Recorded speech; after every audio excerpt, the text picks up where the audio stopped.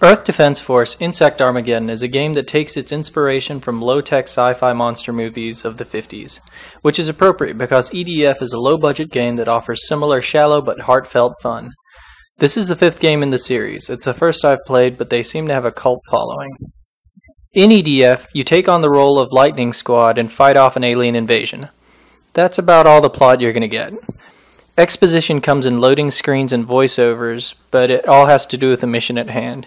You can play as a soldier, a heavy, a jetpack, or a tactician. This means setting turrets. Each has a different moving speed, weapons, and special abilities, and you can choose your color. Each class of soldier levels up independently, unlocking new weapon options and upgrading health and abilities. EDF is non-stop action. The gameplay consists of being given a succession of waypoints in an open city environment with tasks like holding positions, activating beacons, and always destroy all enemies. You are supported by 2 AI bots who have plain machine gun, rocket launcher, and no special ability, but will revive you if they are alive and can navigate the terrain. With swarming enemies and specialized classes and weapons, the experience has more in common with tower defense games than Gears of War. Rather than finding cover, the focus is on getting a good vantage point and crowd control. At first this can be tedious, but as the enemies get more varied and you unlock smarter weapons, the combat becomes much more enjoyable. There are hundreds of weapons to choose from that cater to many different playstyles. Larger boss and sub-boss enemies drop weapon crates that add to your arsenal. The game controls very intuitively, though moving across large levels can feel sluggish at times. The jetpack trooper can move much faster, but otherwise the jetpack feels underpowered and quickly runs out of fuel. The enemy AI is not a strong point. Ants and spiders just swarm you. Robots and larger enemies will follow simple patterns. Their attacks are very obvious and easy to avoid. This combined with infinite ammo and generous health leads to there not being a significant sense of threat. Even if you're completely surrounded, it just takes a few shots to clear space. There is an out-of-place active reload mechanic similar to Gears of War, except with much less risk and reward. This is especially unnecessary in a game that lacks physicality to make the act of reloading fun. It feels as if in order to make the function work, some of the weapons' reload times were increased to far beyond what is warranted. This combined with the close quarters nature of the enemy makes melee attacks a peculiar omission. In a way, EDF is similar to Warhawk in that it also has relatively simple graphics, but is smooth, clean, and stylish in a way that can be quite beautiful at times.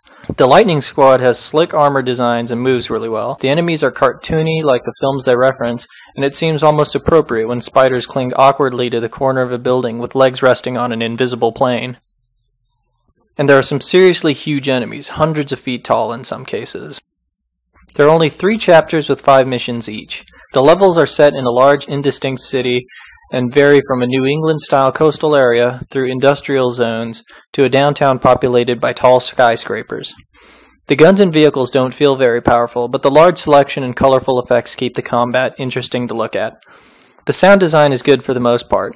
Weapon sounds are underwhelming, but some of the creatures' shrill shrieks are special and take me back to my childhood watching Godzilla movies. The dialogue is cheesy, but it can sometimes get pretty funny listening to the banter between operations and the hopelessly incompetent intel. You can choose to play through the campaign with online or local multiplayer. With other players, the difficulty increases, introducing more enemies. This is balanced by your teammates being better armed than the AI bots. The survival mode seems to be where most of the multiplayer action is. Up to 6 players join up to fight off increasingly difficult waves of enemies in a limited space with an occasional vehicle. As most of the buildings get leveled early on, the mode quickly becomes running around in a relatively flat space, killing bugs and reviving teammates. This is fun in short bursts and is also a great way to get some of the more daunting trophies like killing 25,000 enemies. EDF is frantic but light-hearted fun, and the best parts of the game have to do with its presentation of scale. Whether it's fighting off hordes of giant spiders and ants, or seeing a skyscraper topple and a monolithic robot step out from behind it, the gargantuan bosses are the most fun to fight, and you get a great sense of accomplishment seeing a giant spaceship burst into flame and crash. It's a little on the short side. The campaign will take you 4 to 6 hours, but the leveling, weapon unlocks, and survival modes will have you playing through the game multiple times. EDF is not only a throwback to 50s monster flicks, but 90s arcade games where you and your friends can have a blast teaming up against endless hordes of aliens, insects, and robots.